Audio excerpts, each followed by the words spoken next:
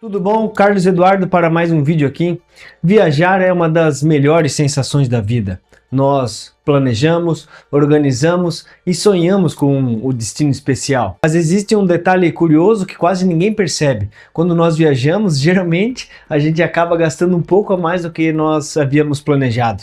Na maioria das vezes acontece por causa de outros comportamentos. Porque quando mudamos de ambiente, mudamos também a forma como estamos pensando. E hoje eu quero te mostrar por que nós gastamos mais quando estamos viajando. Quais os mecanismos psicológicos que estão por trás de uma viagem. E principalmente te mostrar como evitar que suas férias tão sonhadas virem um pesadelo depois. Quando estamos em uma viagem, o cérebro inevitavelmente entra no modo férias. Quando você viaja, você não muda só de lugar, mas você muda também o seu estado mental. Você sai da rotina, se afasta do trabalho e das responsabilidades, e nesse momento o cérebro passa a funcionar com uma lógica totalmente diferente.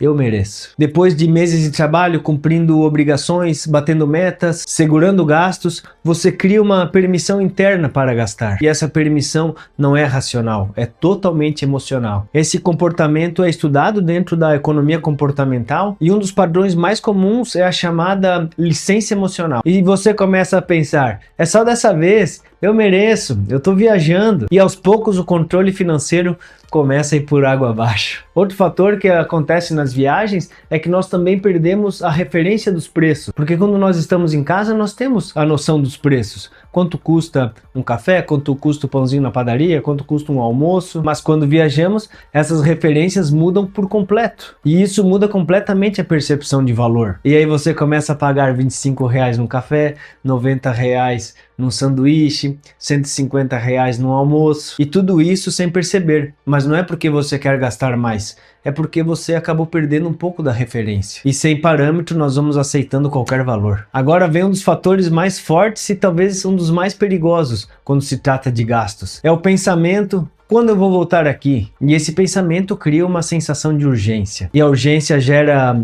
decisões rápidas, sem análise, sem reflexões. A partir desse momento você começa a comprar lembranças, passeios, experiências que você sabe que talvez nunca mais vai viver, então você acaba agindo com esse impulso emocional da urgência de viver aquele momento. E esse comportamento cria um fenômeno chamado a mentalidade de escassez emocional. Você sente que precisa aproveitar tudo, e aproveitar tudo custa caro. Agora, outro fator que passa despercebido. As cidades turísticas são planejadas para estimular o consumo. Nada que está ali é por acaso. Observe com atenção. Lojas próximas uma das outras, iluminação chamativa, vitrines convidativas, aromas em restaurantes, a música ambiente, tudo isso são estímulos pensados estrategicamente. E isso faz parte da psicologia de consumo. O ambiente cria desejo e o desejo gera gasto. E agora chegamos no erro financeiro mais comum nas viagens, que é a desconexão do orçamento. Antes de viajar, normalmente você planeja hotel, passagem, transporte, passeios, mas acaba esquecendo do principal, que são os gastos do dia a dia, o que você vai gastar para alimentação, para um deslocamento, e esses pequenos gastos se repetem várias vezes. Cafés, lanches, lembranças, gorjetas, cada um parece pequeno isoladamente, mas somados criam um valor enorme. E quando você voltar para casa, vai ter a surpresa da fatura. Agora vem a parte prática: como viajar sem destruir o orçamento. Primeiro de tudo, defina um valor diário. Antes de viajar, estabeleça quanto você pode gastar por dia. Um limite claro, e se você não usar tudo naquele dia,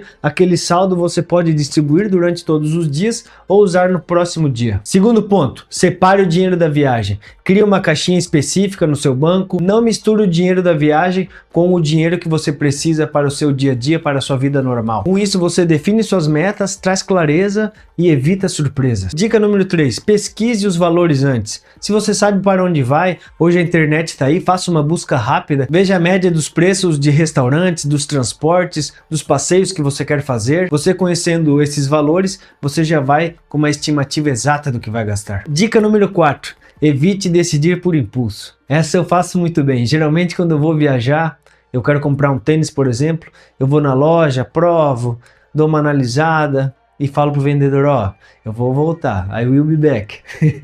Às vezes eu não volto para buscar aquele tênis, mas se eu paro um pouco, sento, tomo um café, reflito sobre isso e eu vejo que faz sentido eu comprar aquele tênis naquele momento, eu volto e compro, mas eu evito comprar naquele momento de impulso. Às vezes o valor está atrativo, mas pergunte para você mesmo: eu compraria isso na minha cidade? Eu compraria isso estando na minha casa? Se a resposta for não, você sabe que é uma compra por impulso. E você já sabe que viajar é uma das melhores experiências da vida, mas não precisa ser uma experiência que vai te gerar dívidas. E entender o seu comportamento é o primeiro passo para você proteger o seu dinheiro. Porque no fim das contas não é a viagem que vai fazer você gastar mais, mas sim a forma que você pensa durante a viagem.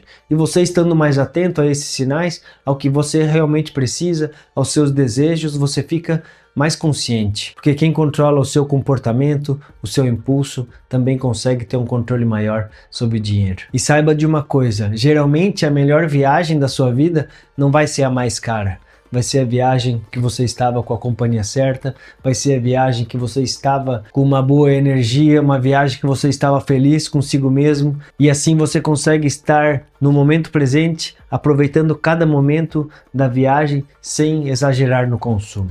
O vídeo de hoje foi esse, espero que você tenha gostado e já sabe, dê aquele joinha, se não segue o canal ainda, poxa, tá na hora de seguir, né? Beleza? Um abraço e até o próximo vídeo. Valeu!